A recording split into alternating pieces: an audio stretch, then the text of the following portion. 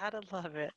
All right, so this is where we left off. We left off with the diversities of families and in regards to marriage and all that aspects. But before I get into all of this, all the nitty gritties of this, this isn't to can kind of compare the race and ethnicity between the classes, between the African Americans, Latinos, Asian Americans, and Natives, and all that. It's more or less to kind of show how the poverty, social class type aspects play a role in this when it talks about marriage and single families and that type of aspects. So we are going to start off with the African American families. Notice it doesn't say African American family. It says African American families, so it's plural there. It means more than one. Um, Obviously differs by class. And then it's least likely, they're least likely to be headed by both parents. Yeah, it's being recorded. So, and then they're more likely to be headed by women. I can ask you guys this question in regards to what do you think the purposes are? What usually happens within, and it's not just so much to say African American families, but for the most part, when your book described it is that a lot of the African American families, the men have a hard time with finding job stability, that type of aspects, to where it makes it a harder role for them to sustain their role as a dad or as a father or as that co-parenting aspects. So that's just why a lot of the families are being headed by single women, for one. For two, a lot of these women are having these children single in the first place, and so it makes them a single mom right out of the gate. So I know the textbooks talk a lot about in regards to that aspects. When we're looking at the family structures, we can see that approximately, when it comes to an African American household, it's headed by both mother and father, is only about 38%. We're looking at right here, your books. This is the new statistics part of the older version. I do believe in your text, though, it does say 38, but the graph says 39. So you need to know that it is 38%.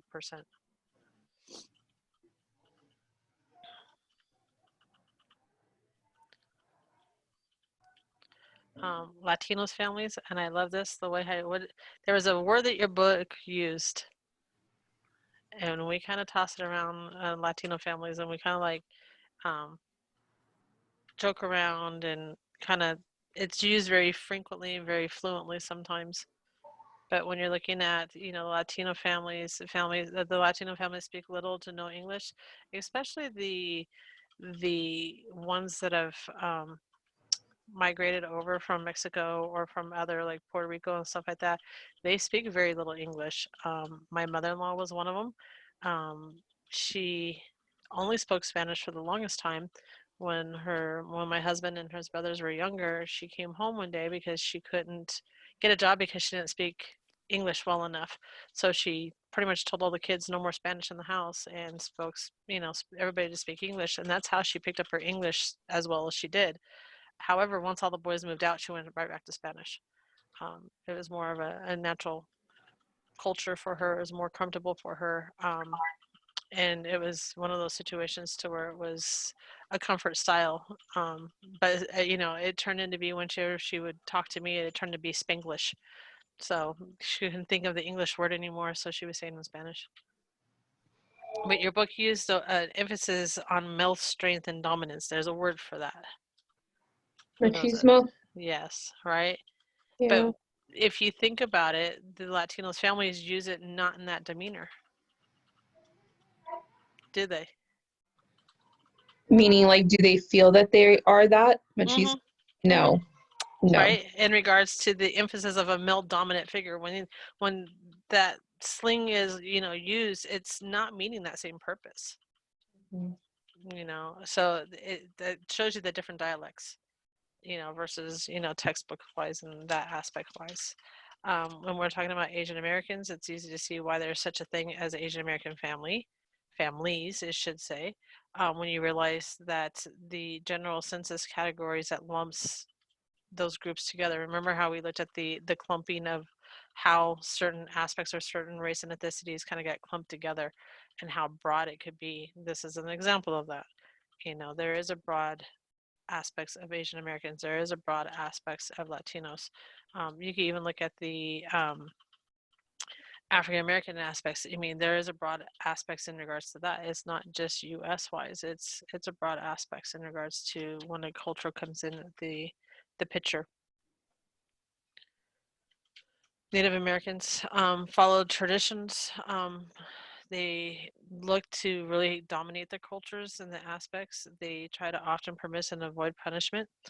The elders are very active when it talks in regards to the American families. I know your textbook has a lovely picture. It looks more like a Western picture. It has like the big wagon wheel and that type of aspects, but they're not dressed in their tribals. They're dressed in normal clothes. So they they want to fit in socially on a social aspects and a social class aspects. So I mean, to walk around in their Native American tribal gear is not something that's going to be accepted, right? It's going to be more or less of punishment type aspects because of what's going to have. So they often are permissive. That's what they're talking about, the permissive side, and they to avoid that punishment of the social aspects. The decline in a two-part family, as you can see, as time has progressed, and I think I mentioned it in the last class, my kids, when they were growing up, their friends used to compliment my kids a lot in regards to the fact that both my husband and I were still married. And my husband just had a long conversation yesterday with one of my oldest son's best friends, that's been known us for years, asking, mind you, he's going to be 28, asking my husband, is it too late for you guys to adopt me? Mind you, he's married and has a kid. Um, but that just kind of shows the aspects of the family dynamics. His parents were divorced at such a young age to where he's still having issues how to bond with both of his parents at an older as an adult. um, a lot of kids can't, you know they have a hard time functioning and understanding, especially if they've been split, and especially if they've been that tether in between the family of the bickering and arguing and fighting. Been there, done that. It's not fun. But when you're looking at the distinctions and the characteristics of a percentage of how many kids underneath the age of 18 that live with both parents, it's a very low percentage now. You got to figure, I mean, this is an asterisk. It's estimated for 2020 that only 67% of kids underneath the age of 18 live with both parents still. My prediction is that's a little high. I wouldn't say it's that high anymore. I think they were trying to keep it in line with 2010 and 2000 and 1990, to kind of show that it's not a big decrease. But overall, if you think about it, I know I didn't come from a two-family, two-parent household. My parents divorced when I was a teenager. Same thing with my husband. He came from a, separation of the parents as well. Um, but like I said, a lot of my kids, when they were going through school, same thing. None of their parents, they had stepbrother or stepdad or stepmom that was in the picture, but it wasn't considered a two family type aspects. Any questions so far? You guys are good? Yep. All right. Mhm. Yeah. Pretty straightforward, right?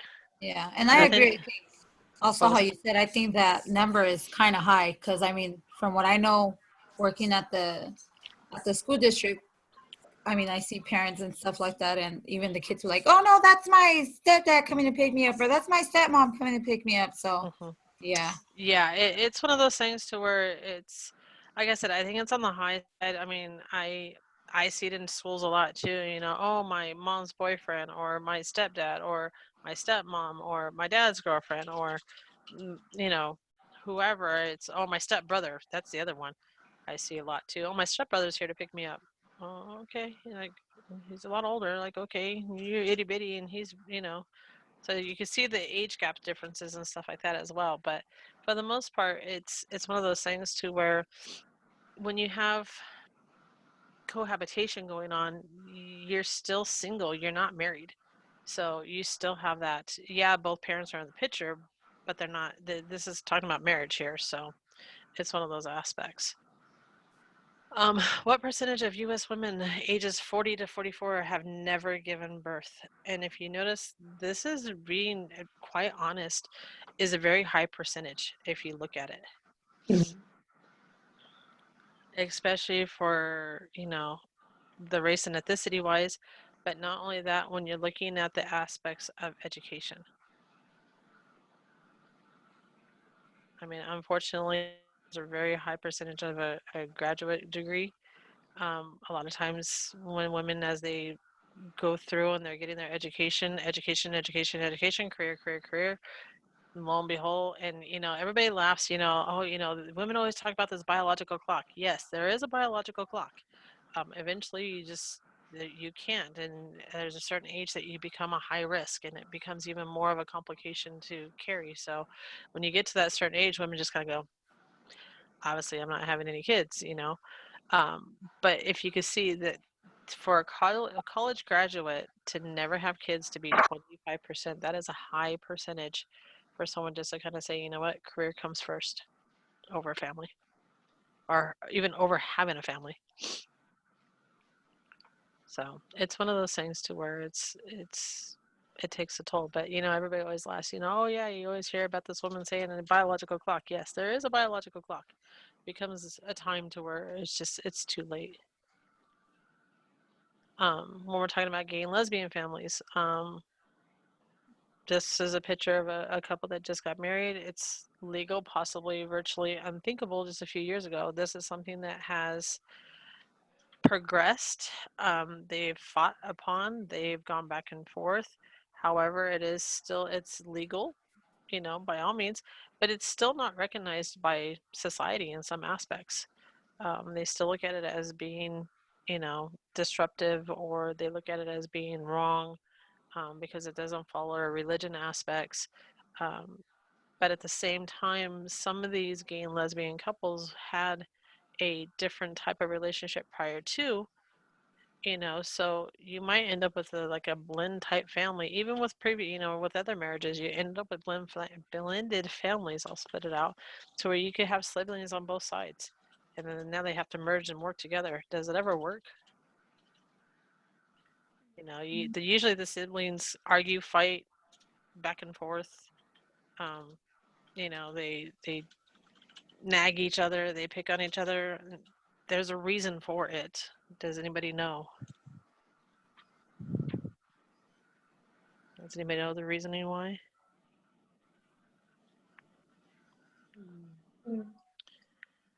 If you've ever come from a aspects of a divorced family, if you're that child, you always have that hopes that your mom and dad get back together. Once they remarried and you blended together, those hopes have now just shattered. So now you tend to have a lot of aggression, you tend to have a lot of hatred, you have a lot of aspects in regards to not wanting to blend the family. Unless if you were done, like if it happened when you were really young, then you adapt a little bit more. But if it's done when you're older, you end up with a lot of kids Like end up with, behavioral problems, yeah, and kids you end up kind of with a want lot to of rebel. uh-huh. I was that way. I'm not gonna lie. I was 14. I knew exactly what was going on. So, I heard the stories from both sides of my mom and my dad, and they used me as that tether. They argued over me. They, fought over me, and it was to the point where I was like, you know what? I'm an adult. Leave me out of it. so do you? I know how you said at a more, but what would it be? So in how do I explain this? So what age do you think it's when you wouldn't have those behavioral problems at a, is it more of it when you're in the teenage stage or If like your parents adult? got divorced, or if your parents were never together when you were younger, you're adapted to it a little bit easier to accept more of a blended family, because then it's one of those situations to where if you didn't have siblings and you're striving for the siblings, but then now you have to share your attention, so now it's kind of one of those situations to where you'll get the behavior because now they're not getting all the focus of the attention. So it's the way how you deal with it, and you blend it, and you handle the situation. Especially if you're at a blended family to where this is my kid and those are your kids. as soon as you do that, you've already given the child, or both, any children in that aspects, the understanding that this is separated. The We're not lost cat together. already. It's already a lost battle. So as soon as you say, you know what, don't discipline my kid, they're my kid. As soon as you do that, that's it. You've lost it. Because now it's going to be one of those situations to where they will teeter-totter, they will use it against you, and the behaviors increase. So, any questions? Any other questions? No. No. No, I'm good. All right, so trends in the U.S. family. Changing the timetable of family and marriage, childbirth, cohabitation. You guys have heard me say that a couple of times now. And the sandwich generation. Gotta love the sandwich generation. That's me, by the way. So, so if you look at this, when do Americans, and I love using these statistics because I could prove them all wrong, guys. Believe it or not, I really can. So when we're looking at when do Americans marry, the changes in the first time you get married, nowadays the average of first-time brides and grooms in the United States are older than any other time in U.S. history. Nowadays, individuals are not getting married until mid to late 20s, early 30s. Where in the 1950s, it was 18, 19, 20. At a very young age. Very young age, Yeah. right? We talk about family dynamics, we talk about marriage, we talk about all that aspects. The gentleman sitting behind me, we started at a very young age. We had kids before we got married. We got married when we were 18. And, I was 18, he was 20. He's 2 years older than me. So it's one of those situations to where when you look at the statistics, and mind you, we got married in 1994. Aging myself here. Right? So when you look at it in that aspects, when I look at the statistic wise, I go back to almost to the 1950s in regards to that marriage aspects, in regards to the age changing. I look at my kids, they were married, my daughter was married 2 years ago. She's going to be 25. So she got married when in her low 20s. My son and daughter-in-law, same thing. They were in their 20s. It's one of those situations. I think it just depends on the individual on how they feel when they're ready. But however, as time has progressed on, marriage isn't a necessity or a need anymore. Because the way how people look at it is that, well, we could live together, we could share our financials, we can have kids together, and we don't have to have a piece of paper to say we are married. So it's like, what else, do we have everything together, so why do we need that piece of paper? So that's just why they tend to kind of prolong a little bit. The other issue is that kind of prolongs as well, as like I mentioned, is education. Nowadays, education is key. So by time, if you think about it, by the time you graduate college, how old are you? If you're straight out of high school and you go through, how old are you? between 23, 24. 23, 24. Okay, well, now that you've got your degrees, well, now it's time to get your job going. There's another couple of years to get your career started and get where you need to be in your career. So you can kind of see how the progression of prolonging marriage is in the later 20s now. Yeah. It's really easy to see. Americans age 20 to 24 who have never been married. Notice the percentage on how low it is in 2016. We've talked about this a little bit in regards to the aspects of marriage in general. I mean, nowadays it's, let's get married. Well, if it doesn't go at work, I know I got a divorce right behind it. It's so easily to just kind of circle it, I guess you could say. So you end up with the aspects of more remarriage versus first-time marriages. And this also includes widows and divorces as well. So you can see age 20 to 124 who have never been married, or excuse me, who have been married. Rephrase that. Who have been married. So the percentage, is low. Once again, it Don't mind the screaming, guys. It coincides with this aspects of marrying at an older age. Cohabitation. What is cohabitation? Living together. Living together without Right? being You're living, it's, couples living together without being married. This is so common now.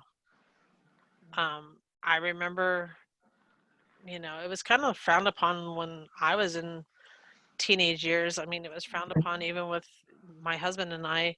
It was like one of those things like, no, you guys need to be married before you guys move out together. Mhm. No, we got 2 kids. Hello. So it's kind of like one of those things to where it's like cohabitation back in the 1950s, 1960s, even 1970s. It wasn't kind of one of those common things.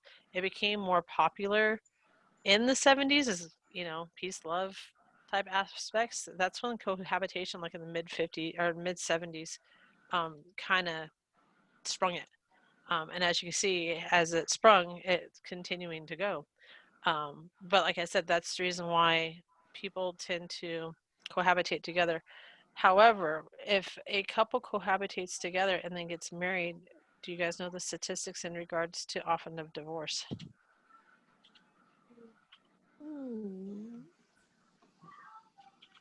About maybe 60%, something like that. Yeah, it's a really high percentage in regards to making them, a lot of times they say it makes the marriage stronger. It really doesn't. Mm-mm. It actually makes it worse. When it would seem that the cohabitation would make things stronger, but it actually makes it weaker. I wonder Living, why. you see true colors when you live together. Yep. As bad as that sounds, when you're dating, you're not living together, so it's almost like that you're putting on that front stage. You're putting on that performance. You want them to see you a certain way. You want them to, you know, see this, idealistic person that you want to portray. However, when you get home and you go on your backstage, that's a whole nother person. Like we said before, you lay your hair down. Yeah. Right? It's where you can put that hair down and you can be yourself. Yeah. So a lot of times people can't handle that. Like, whoa, this isn't the one that I met. Like, no, bring the person back. Like It's, my daughter showed me something on social media that it's making fun that this gentleman went to some girl's house one day early and then ended up the night and woke up and he's like, wait, who are you? Where's the girl that I was with last night?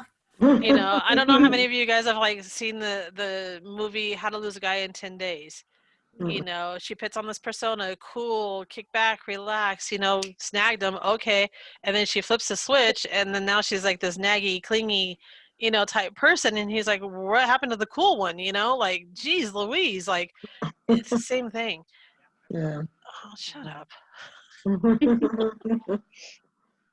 So it's one of those situations to where, cohabitation, it's almost like you would think it works one way, but it actually works against you, because then you realize how much responsibilities there really are, how much work it goes into being a marriage.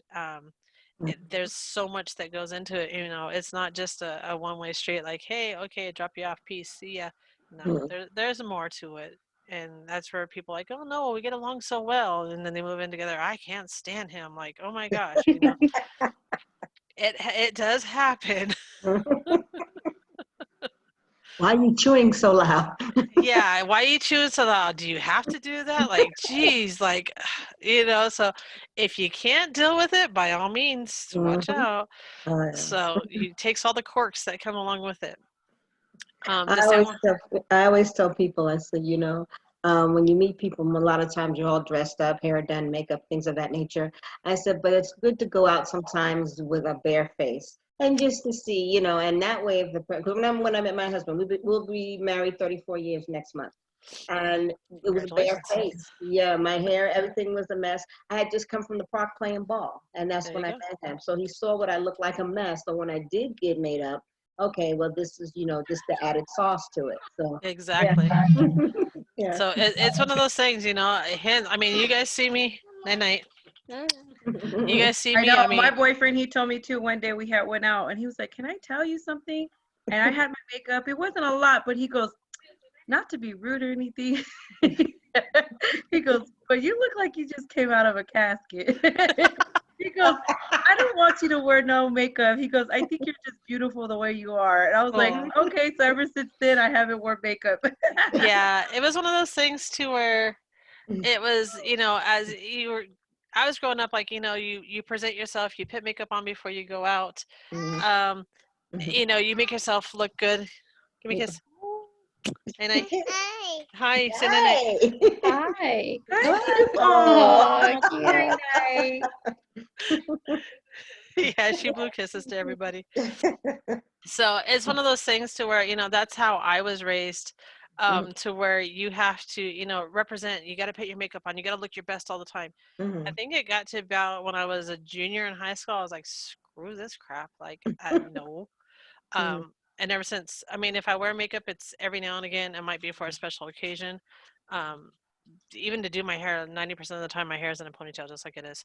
Um, but he like, wear your hair down. No, it's too Mhm. frizzy, or no, it's crazy wind outside. I don't want it all over my face. But Mhm. it's just one of those things to where I'm like, I take me as I am, I guess. Hey. Yeah. But sometimes it's good to just dress up and surprise them, or either, every now and then be somebody else. And sometimes you need it for your self-esteem and your self-concept too. Yeah. So just Yes. to kind of, you know, I mean, lately I'm like, I feel like I've been running around the house with, slippers on and yoga pants, and I'm like, oh, let me actually wear some jeans and a Hmm. decent shirt. I actually had to go out to the field today. I was like, I have tennis shoes on right now. I haven't taken them off yet. So I'm like, oh, it feels nice to actually have socks and shoes and jeans and a nice shirt on. And I'm like, oh, okay, Yeah. that feels more decent again. But it is what it is. So the sandwich generation and the elder care, it's kind of you're responsible for two generations. This is always great. This is what happens when you have young families, especially like in my case. I have a grandmother that's still alive. My mom is still alive. I have myself, I have my daughter, and obviously you guys see my grandkids. I got my grandkids. We have a 5 generations still alive and kicking. Um, to where in the same aspects when we're looking at the two generations, because my grandma has the early stages of dementia, I'm looked at a lot for the responsibilities of helping the family understand how to help that. It even got down to the point to where I've been asked, "Can you take her in?" No, No. I got a house full as it is. I got my own family, and then and here's my mom, same thing, who's been forced to do early retirement, um, because of the workforce and everything else, but and now I have her, and then I have my grandma. So I'm kind of in between the two of them, like trying to maintain and help as much as I can. But it's kind of the two generation kind of sandwiched together, Mhm. and it makes it really hard. Feeling of being overwhelmed, yes, absolutely. There are definitely days of feeling overwhelmed. Like, I don't know what you want me to do. Yeah, she's 89 years old, love her to death. She still lives on her own. But at the same time, it's like I can't do anything. Right. She's got 4 of her own kids, and all of them lean to my mom. My mom is the youngest of the 4, so it's kind of like one of those situations where it's like all the pressure kind of leans on both of us, but my mom and my grandma, and I'm in the middle. So it's an increasing issue of longevity, because as life expectancies are living longer, you're going to have more of the sandwich generation occurring, because you're going to have more of the generations. I mean, I guess I could only imagine, I look at my granddaughters, I'm like, is my grandmother going to be around to see another generation come around? I would hope not. I mean, it scares me to think that way. I mean, my granddaughter's 3, but I'm thinking, 20 years from now, okay, she'd be 109. Do I see her living? Absolutely. She runs circles around me. She's very energetic. She's very mobile. She's very independent still. Even though she's got dementia, she's very independent. Like, don't take my independence away. But at the same time, I'm like, okay, could you imagine a 6th generation? I couldn't imagine that sandwich generation at all. That's a huge, overwhelming of a cluster. Hard. So Yeah. Oh. I know I Well, had my mom for 11 years. I know she passed about 2 years ago. oh, And the last stages of dementia, oh yeah, that last stage was very, very difficult. it's rough. And you mentioned anything about, bringing her into the home, Hmm. like living with my mom. Hmm. It's no, I'm Yeah. not doing that. Every little thing, every little thing kind of irritates her. She can only handle being away from her house for X amount of time. Oh yeah. So Yeah. it's one of those situations. I've told my mom, like, it's time. She needs to live with somebody. She doesn't need to be living by herself. Oh yeah. But if you take her out of the environment, expect some Mhm. hostility aspects, and that's when I'm all like, do you know how to handle Oh. this? I'm like, Hmm. she's not living here. Sorry. Yeah. I have stairs, and no, I don't want her falling. That would If be you can the. find a person that you can trust that can come and stay with her, but it has to be She somebody actually who has a knows roommate that. that she's been best friends with for 40 some odd years, and they've lived Okay. together for that. Yeah, they've lived together for that long. Okay. So I mean, it's pretty good, but I mean, I think she's just as bad as my grandma. Well, So they're not good pairs anymore. I mean, they were when they were younger, but not anymore.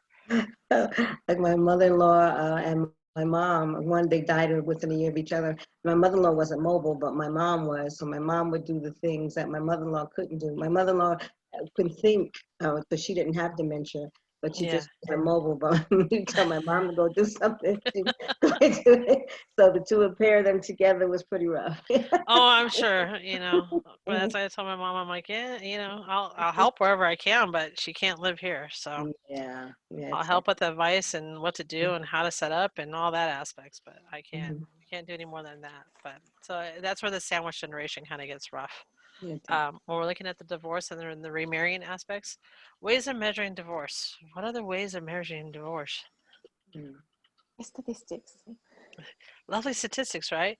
mhm. However, the U.S. divorce rate is about 50%. Think of all the marriages, and about 50% of them get divorced. Wow. Ready to burst that bubble for marriage, right? Yeah. I got a 50-50 shot. Let's go. So when you're looking at the ways of measure, there's about a total of about 2 million marriages in the U.S. It's a lot of marriages. Half of them are been divorced. Wow. So if you really want to think of it statistically that way, as a ways of measuring, I mean, it's crazy. It's nothing that we should really take easily. But like I've mentioned, marriage nowadays is something it's kind of tossed around very, very easily. And it's, not taken seriously at times, not fully thought through. When you're looking at the divorce rates, where is the highest divorce rate? Nevada. Mhm. Nevada. I wonder Las why. Vegas. Yeah. It doesn't stay in Vegas, apparently. It doesn't stay in Vegas, It sure unfortunately, no. doesn't. So when you're looking at this, the other one that kind of surprised me was Arkansas. Hmm. Arkansas is number 2 on the list, and I'm like, okay. But then if I think about it, I'm like, and I could say this, I guess. I have family that lives in Tennessee and West Virginia, noticing the hierarchy in regards to the divorce rates. There's a lot of, excuse me for saying this, rednecks. Mm. I will say it. It's one of those situations. The loyalty is not there. There's other aspects in regards to what's more important. So,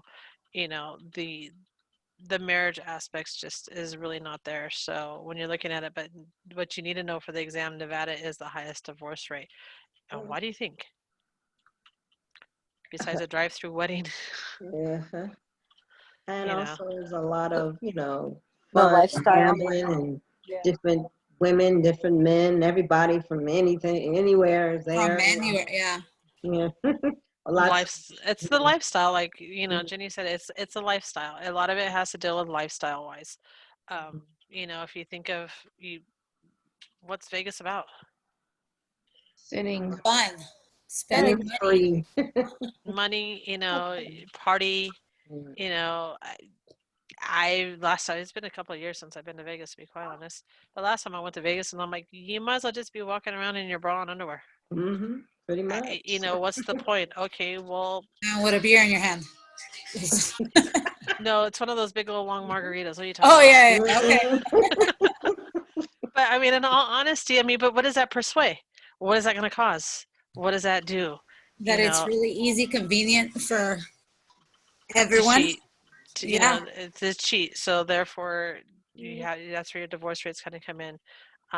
The other one that kind of surprised me, and like I said, my dad lives in Wyoming. I'm like, there's nothing out there.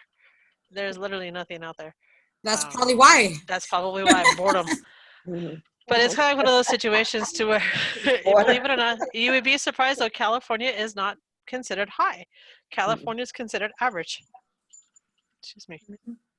Believe it or not. But But I think, does that have to do with the different ethnicities that are in California, right? it has to do with the different ethnicities as well, but it also has a lot to do with population size.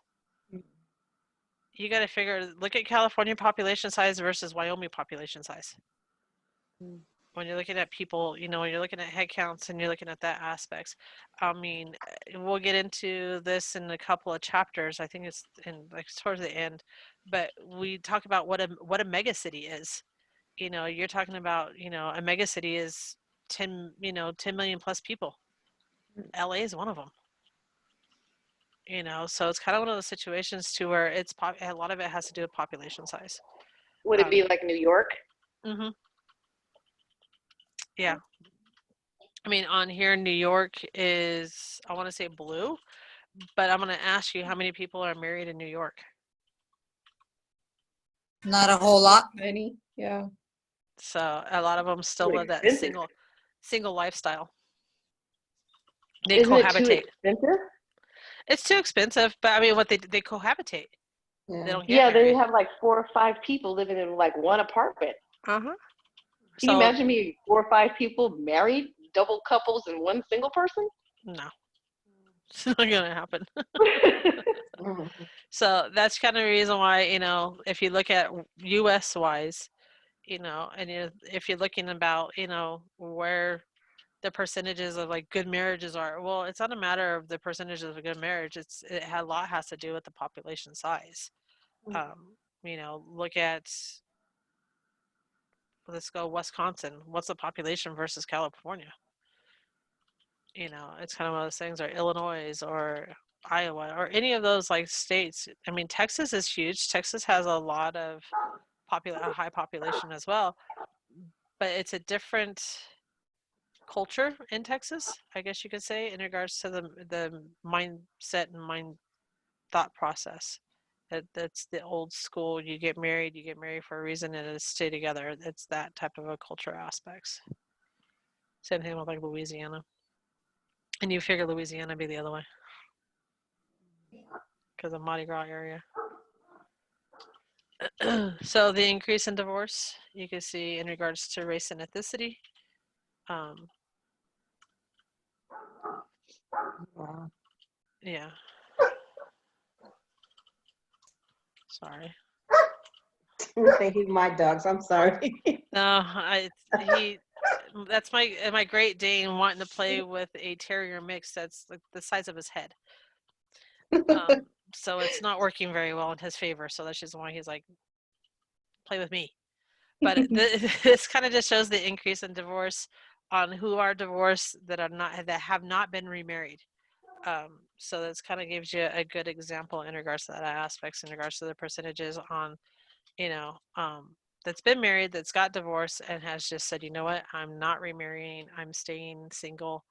And it's still a pretty high percentage across the board. And this is back in 2015. So I can only imagine what 2020 would look like, or even 2019, because I'm sure that percentage is higher of individuals who've been divorced and not remarried. A lot of times once you get divorced, it's kind of like, yeah, no, I'm good. It'll be a while before I get remarried. And some just jump right back into it. When we're looking at divorce in regards to mixed race and ethnicities, when you're marrying outside one's race and ethnicity groups, you tend to have higher divorce rates because you have this mixture that goes back and forth. So now you're taking racial ethnicity groups and your culture aspects, and you're now having this battle in between families that sometimes, so marriages between African American men and white women are most likely to end up in divorce, believe it or not. I know we kind of showed the statistics in regards to the on who marries who aspects, but they end up in divorce. A lot of it has to do culturally wise, a lot of it has to do with social class wise. So it goes back and forth in regards to that aspects. They show low rates of divorce occurs between Asian Americans and whites, and white men and African American women. Don't ask me why. I don't know why.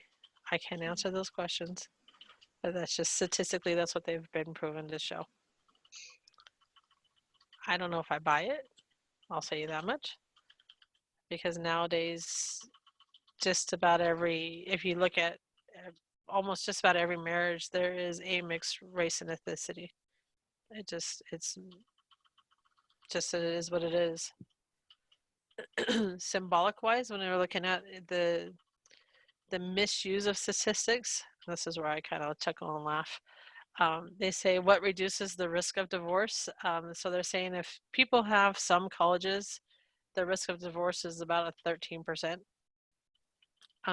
Affiliated with a religion versus none. Parents not divorced. Age 25 and over at marriage versus 18. And I'm going, I can evaluate to a lot of this stuff as being not a problem. Having a baby 7 months or longer after marriage, before marriage. Yeah, I had 2 kids before I got married. Was married when I was 18. Parents were divorced. You see where I could prove statistics wrong here, guys? And then having an annual income over 25,000 versus under 25,000. And, you know, some college versus a high school dropout. That's self-explanatory, because what's going to happen? You get into this marriage and now you have this extra added stress, right? Of, okay, now I have someone to take care of. I have this relationship that I have to maintain and secure. And now I got to find a secure job to make sure we can live. You can see how the stress kind of adds up. Being age 25 or over at the time of marriage, I think, like, once again, I think it has to do with the individual mindset in regards to maturity level of that individual. I mean, I've met some 25 years olds that don't even act 25, they act more 12.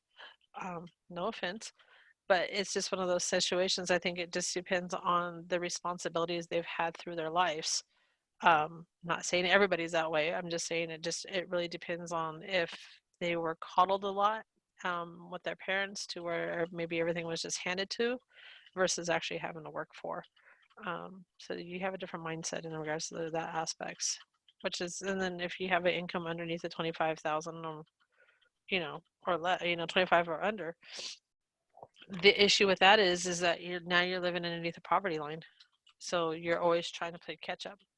And where do you live, and how do you pay for rent? And now if you add a child onto that aspects, and you can see how the stress levels kind of, or the symbolic side of things, can kind of take a toll in regards to marriage within the first 10 years of marriage. So I could sit here and think back in the first 5 years of our marriage, and I was like, oh my gosh, are we ever going to make it through it? It was rough, I'm not gonna lie.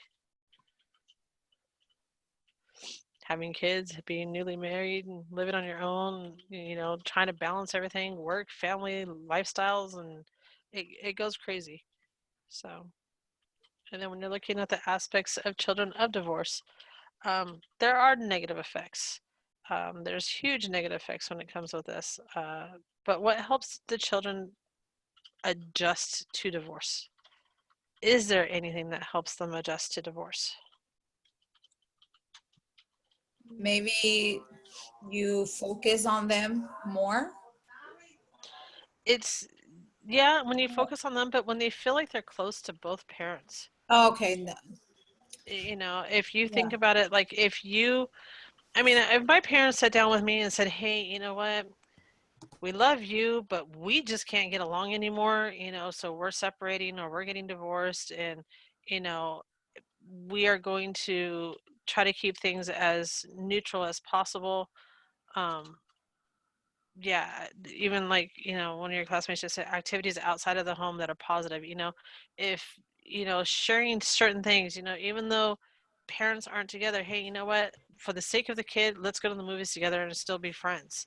How many times Co-parenting, right? co-parenting, that really strong co-parenting, instead of sitting there going, oh, I can't stand this one, this one's driving me crazy, they don't know what the F they're talking about, like putting the kid in the middle, like, oh, why does your parent do this? That's what I heard. It was one of those situations to where, I Yeah. mean, my dad just called me today. It was still kind of nagging about my mom. Like, you guys have been divorced for over 30 some odd years. Like, seriously, like, it's done and over with. You both have been remarried and you guys are both moving on with your lives. Like, okay. But, it's like one of those situations to where it's like, I still, even to this day, like I said, 30 some odd years later, there's still a negative effect from my parents being divorced. Even when I graduated from school, when I went to undergrad and stuff like that, I literally had to have my parents sit separated from each other. I had to put my kids in the middle of them. I had to That's put my dad on one side and my mom on the other. Mhm. Otherwise, than that, they would sit there and bicker at each other. right now that you said that, it reminded me of my mom, because you wouldn't think, I mean, I know there was divorce or separation back in the years, long time ago, but you wouldn't hear it as much. But my grandfather's parents separated. And when their daughter passed away, they couldn't even be in the same room. My mom says that she remembers her grandpa exiting through the kitchen so that her grandmother can walk in and be part of the service. Well, it was in Mexico, so they were doing it at their house. So it's like, even in an event like that, that it's supposed to kind of bring them together, I would say, because it's their child. And no, that didn't even. No, and even like my kids, I had a son who got married, and my daughter's gotten married. I mean, and even at that, I mean, it's like I had to have one sit at one table and one sit at the other, and I had to sit in between the two tables. Mhm. And it's like, stop putting me in the middle. Like, just be gracious and grateful that you guys are still here to see this. Like, Yeah. in all honesty, put the bickering aside. You guys have moved on with your life. You're not together anymore. Stop yelling. Stop saying that this one sucks and that one sucks. And, that technically you both suck. It's kind of like one of those situations, like, enough is enough. Like, let it go. So, a lot of times having that strong relationship with both parents tend to help children with divorce. Not only that, grandparents, if grandparents are still around and they're still married, it shows those kids that there's still a strong bond somewhere. It shows them that relationship aspects, Hope. um, the hope, the experience. Unfortunately, when a sociologist has found, like, the experience of the negative effects of divorce, it goes to the grandkids, unfortunately. I mean, if you think about the history line, like, okay, well, if my grandparents got divorced and my parents got divorced, well, the negative effect is, obviously I'm going to get divorced too. You But know, Go ahead. what happens, like, if it's like, let's just say a child didn't grow up with their parent? Is Is live with their grandparent? Well, not necessarily. Let's just say always live with just one parent, but mom does have other siblings. But how can I put this? So her one child's parents were never married, other parents were married, but that doesn't necessarily mean that it'll affect them in any way if they really never had to do anything with the biological either father or mother. Yeah, there's really no negative effect. But when you have both parents in the picture, and then now you've just That's when the negative effects. shifted it. Okay. You think of like having a whole circle, Mm-hmm. you know, and now you just took half of that circle away abruptly. What's going to happen? You just shifted that kid's world like there's no tomorrow. And like I said, and then when you get the parents kind of, okay, now this kid's in the middle and you have a parent here and a parent here, and they're constantly bickering, fighting, and yelling, who's in the middle of all that? Child. So the child is. So Mhm. now when you have if you have a mom and a child, there's no one on this other side to bicker. Okay, I see. So Okay. that whole group just didn't abrupt. So now there's none of the fighting going in between. Because So there's no, okay, got yeah, it. so Makes sense. it makes yeah, okay. I hope so. So it's that perpetuating of divorce. So like with like I mentioned, my mom and my dad divorced. My dad remarried, divorced. My dad's remarried now. The other divorce didn't affect me. I could care less. Want me to tell you who it affected? It affected my half sister.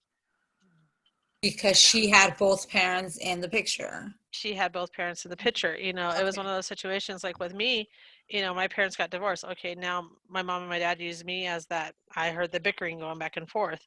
And when my dad remarried, it was like, okay, well, I was pushed to the side. I didn't exist anymore. But you were in know? a when he I was- remarried in the I wasn't married yet. I had a kid though. Oh, okay. But okay, so that when it comes to that he remarried once you're an adult, I don't think it has the same effect, right? Because It doesn't have the same effect to a certain extent. okay. To a certain extent, and I'm using myself as a perfect example of this. He got divorced from there, and like I said, I have a half sister who is the same age as my oldest. They are literally 3 months apart. Great, right? Explain that one as they were growing up. It was lovely. But my dad remarried again, and she had 3 kids. My dad's attention dropped focus on my half sister and I, and went to those 3. Oh, okay. So I see. Okay. So I mean, even though I wasn't a part of that second divorce, I still have to pick up the pieces along the way because I'm still some type of there's still an effect in regards to it. One way or another, not as big, but one way or another, you're still affected. So you think of these multiple marriages and you're talking about blended families. Okay, think about it. They have this original family, they get divorced. Who's affected by it? It's usually the kids. Okay, you get remarried again. Now you're blending families together. Now you have more kids from both sides. And then if that doesn't work, and normally the times it doesn't work out because of the bickering and the fighting, and they can't find the universal connection to make the family work, so that ends up in divorce. So once again, now you have a chain. That's just, there's a really big negative effect that kind of comes with it. So what the like I said, what's found, the sociologist is finding is that grandchildren experience the negative effects of divorce. It's a ripple effect. It's the ripple of the future. That's what I was trying to understand, because I know my parents are still married. They're going on 37, 38 years. But of course, I'm already separated, so I'm just like, I mean, I know that they know that their parents are separated, but my parents are not separated. My grandparents are not separated. So I'm like, oh man, I just hope that they don't think this is like a domino effect or a chain, that it's a cycle for them, because in reality, if they go back to my parents, their grandparents, their great grandparents are not. So that's just why they look at it from a grandchild standpoint, or like a grandparent type aspects. They look at it, if the grandparents divorce, it's a ripple down. So it's the chances of the grandparents divorce, and they look at, their parents are going to divorce, and then like I said, the actual end result is the grandkid. Okay. So I'm hoping, like you said earlier, there's hope. There is hope. I mean, it's one of those situations to where having that positive relationship, instead of badgering each other and belittling each other, make it more positive. And it's hard to do. I'm not going to, deny the facts in regards to it. But, like I said, in regards to the grandchildren of divorce, it's a ripple. It continues. The cycle continues. Consequences, weaker ties to parents. I mean, that's obvious. I mean, if you're in the middle and hearing the bickering, fighting, arguing, you going to want a close relationship with either one of the parents? Probably not. No. But I think, like you said earlier, it has to do a lot with you as a person. Like, I'm not the type that I bad talk or bad, like you can say, brainwash them and talk about their dad, because at the end of the day, like you said, it only hurts them. So what's even the point to even do that? Because their relationship with their dad is their relationship. My relationship with him is totally different, different level. And and usually, and the old saying, the writing on the wall comes out eventually in regards to seeing the person's personality. I agree. It comes around, and it comes present at one point in time, and it takes some time, and the only one that could justify for that is that individual person. So the consequences in regards to this as well is weaker ties to the parents, like I said, limiting schooling. If they're being tossed back and forth in the bickering, arguing, and fighting, um, they'll end up with conflicting relationships as well. Not knowing trust issues kind of come about, from hearing all the stories and that type of aspects. So yeah, you have a lot of factoring that goes in there. Father's contact with children after divorce. As you can see, you have frequently, minimal, decreased, increased. Usually, the frequently maintains contact at least once a week or more through the years. However, as time goes on, sometimes, not always, little contact after divorce, maybe 2 to 6 times a year. I think it also just depends in regards to the minimal contact in regards to what comes out of the divorce, as into child custody, that type of aspects. If you are sitting there battling for full custody, thinking that it's better for the child that way, double think about it. It's one of those situations to where kids still need to see both sides. Unless if there's a major um, criminal type aspects going on behind the scenes, then by all means, yeah, you want minimal contact.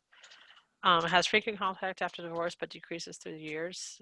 If you can see that it has a high percentage on that, and that's usually because the remarriage and now focus goes somewhere else. And then has little contact after divorce, which is the increase, but increases it through the years, sometimes called the after divorce activity father. My dad was one of those. It increased throughout the years. We've lost contact. We had frequently in the beginning, and then it went completely decreased. And then as the time progressed on, we've kind of increased our relationship. But for the most part, we don't have the best relationship. We are still working on it, I guess you could say, because of the bickering that went back and forth. I'm like, I don't want anything to do with either one of you. Mhm. It's kind of like one of those things, like I will never ever put anybody through that. It was just horrible. It's bad. The ex-spouse, it's usually filled with anger, depression, anxiety, and relief. And you're like, relief? Mhm. Usually, yeah, relief. Because what ends up happening is that the filled with anger is because they can't handle it anymore. Depression, because they don't know if they can survive without a other person. Anxiety kind of goes with that depression, like, am I going to be able to do this without this other individual in my life? We've been together for so long, or whatever the situation may be. And then once you actually get divorced, it's almost like a relief feeling, that it occurs, that kind of like, I can breathe. There's no more arguing. There's no more stress. The anger, depression, anxiety all kind of disappears as well. Um, the one who initiates divorce is faster to recover. And those are usually the ones to remarry the fastest too. Some remain friends. You notice how it says some. Um, and if anybody else has been on TikTok a lot lately, like me, I will admit it. My husband just laughed. Mhm. There. I don't know how many of you know who Wayne Brady is. He Yes. had a relationship with his ex-wife, who is now his best friend, and mind you, they all live underneath the same house. Um, he Who was is it again? I'm sorry. What Wayne was it? Brady. Oh, wait. Okay. His ex-wife lives with him. He still calls her best friend. They did co-parenting for his daughter's sake, but his ex-wife's boyfriend is now living with him in his house. Oh no. Okay.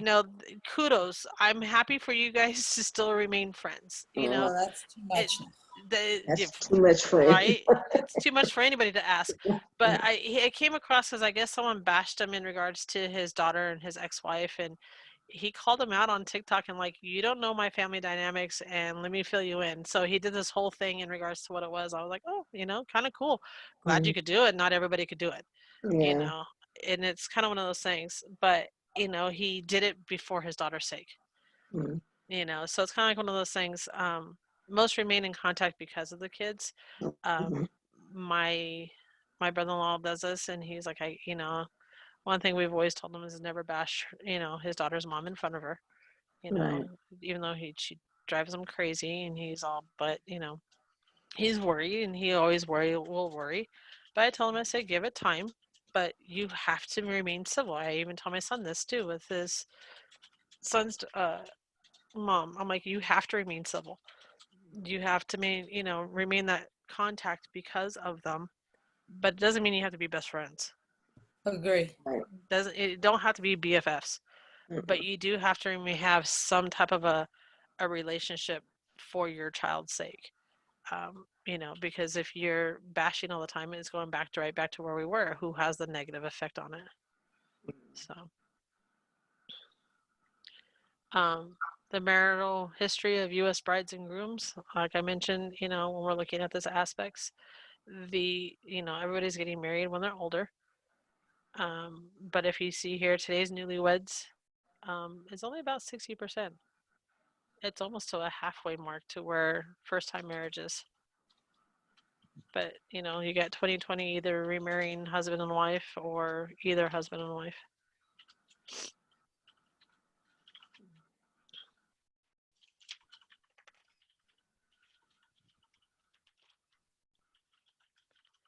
So when you're looking at two sides of the family life, there's a dark side.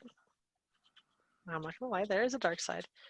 But there's also a bright side. So when you're looking at this, how many of you would, if you were in a battering, abusive, marital rape, incest type aspects, how many of you would be like, you know what, sign me up, I want to get married again?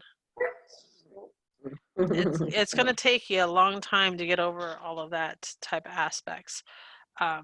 But when you're looking at the dark side, obviously wives and husbands are equal as likely to initiate violence. Gotta love it, right?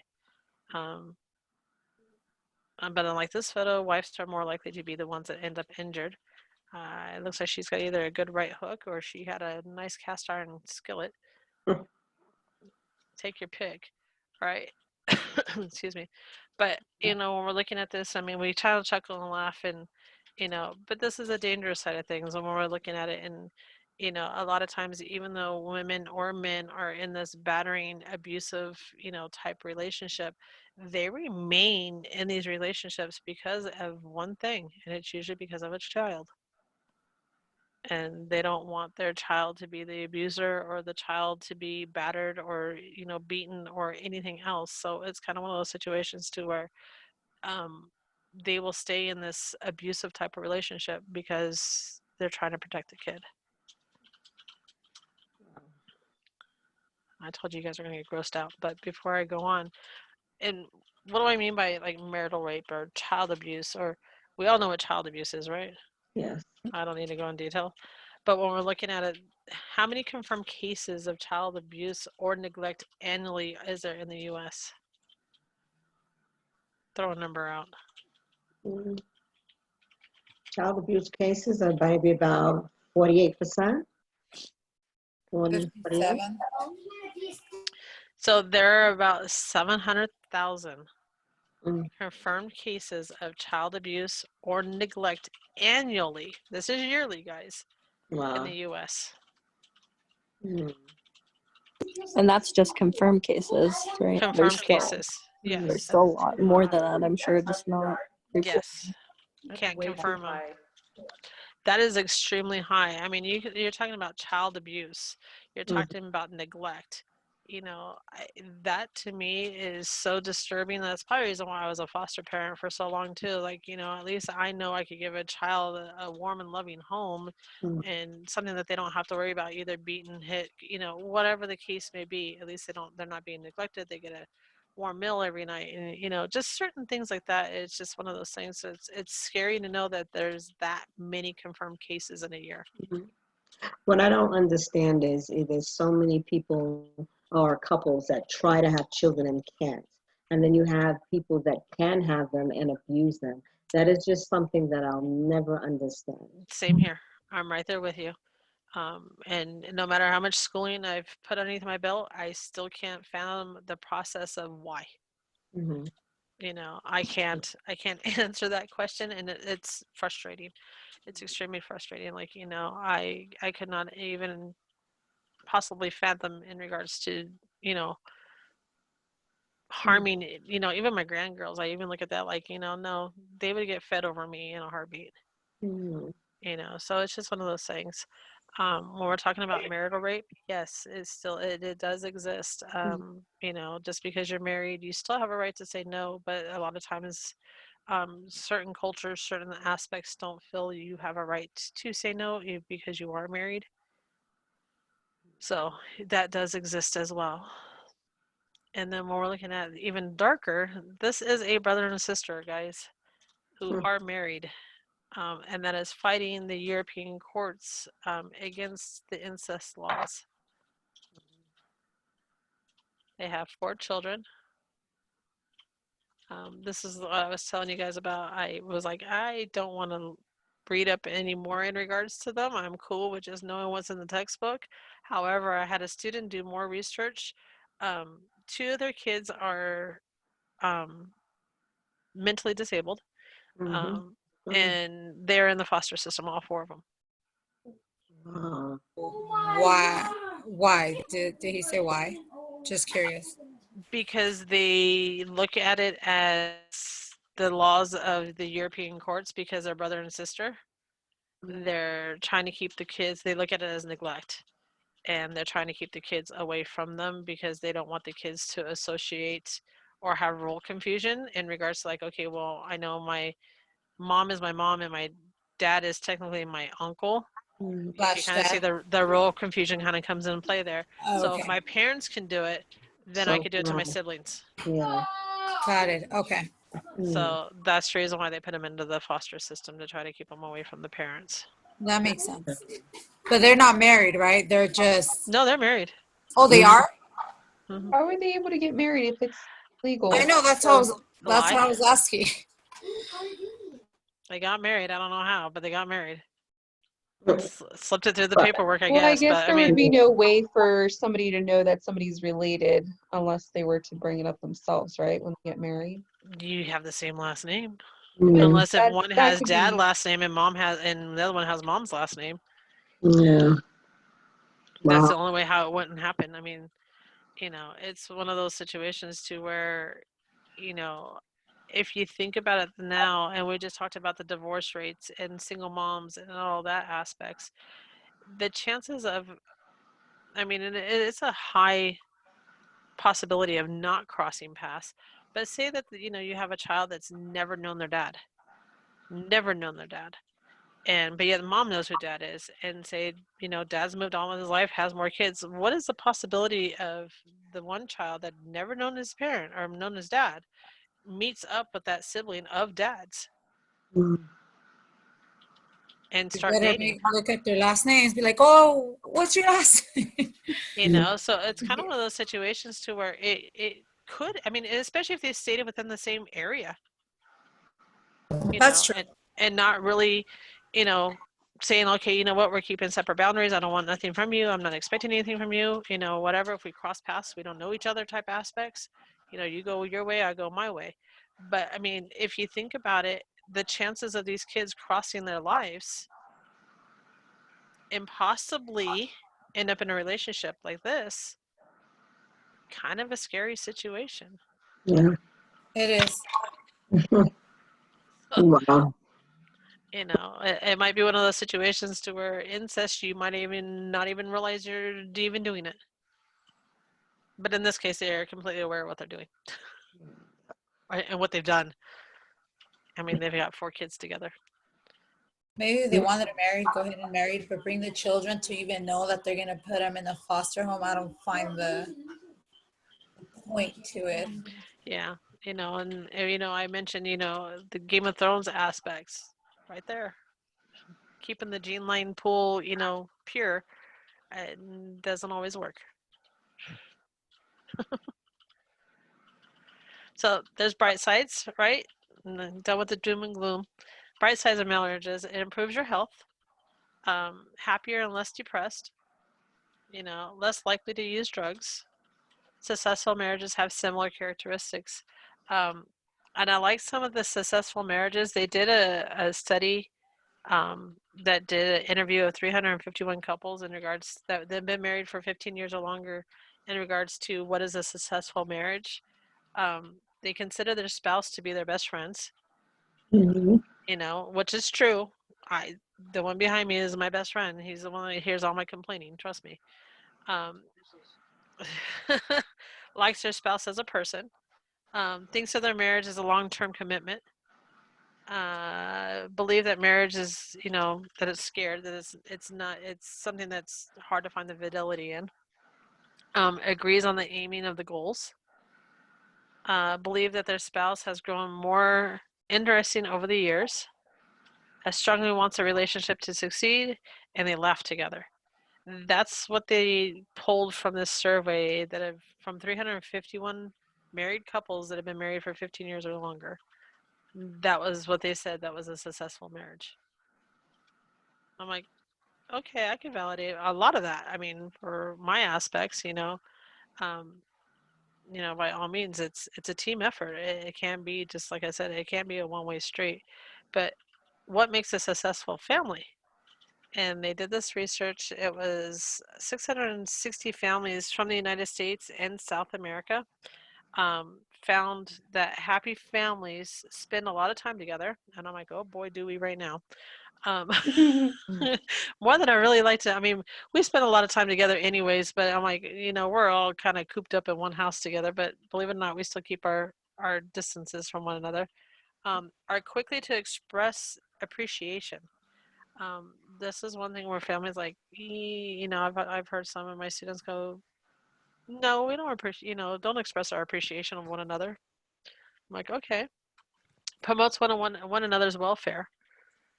You know, I've heard a lot of siblings, they don't like to hear the promotion of welfare. Sometimes they're like, they get a little bit of a jealousy, I guess, aspects, to where, they feel like maybe the younger siblings doing better than the older sibling type aspects. Do a lot of talking and listening to one another. Like, okay, I mean, depends on your family dynamic. Are religious, deal with crisis in a positive manner. And I'm going to ask you guys this: how many of you can deal with a crisis in a positive manner? Not me. It's very, Um, very hard. it is, but I think it has some good outcome. I mean, like the way I see it right now, we haven't gone out as much, even to the movies, or even if we do go out to eat. So there's money being saved. I'm like, oh wow, that's all saved, and then you're actually able to help your kids, I think, a lot more one-on-one, homework wise and schoolwork, even though sometimes it gets kind of Rough. like one's waiting, the other one, mom, are you almost done with her? But I mean, you're interacting more with them when it comes to schoolwork right now, a Yeah, lot I more. mean, it's true. I mean, by all means, but I like I said, I have all three of my kids at home, and to hear them, they engage in they're being positive and they support one another and they ask each other, does so and so need help, does this one need help, and hey, can you help me with this, or can you help me with this, or do you have time tomorrow free so we could go do this together? And it's nice to hear.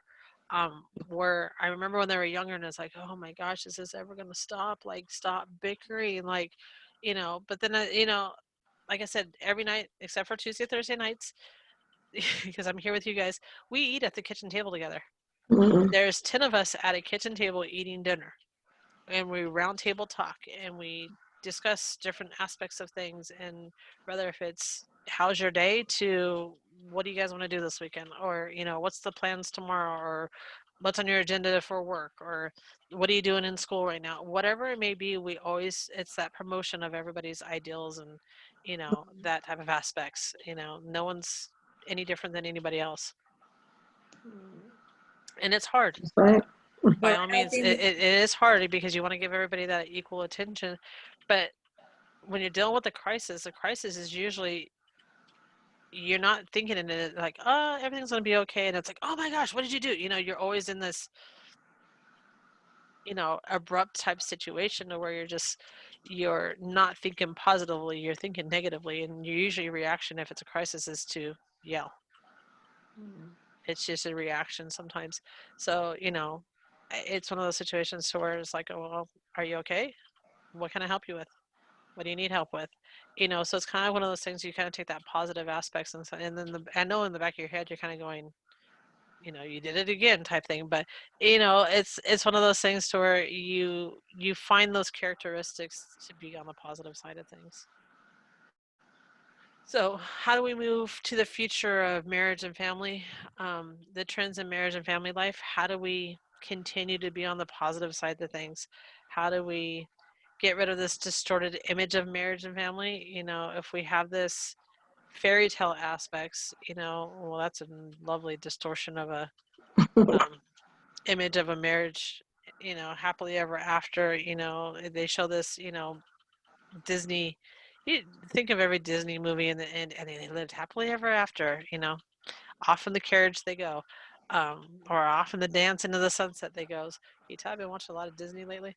So it's one of those situations to where, you know, the distorted image, you know, people need to realize that it's almost like having another job.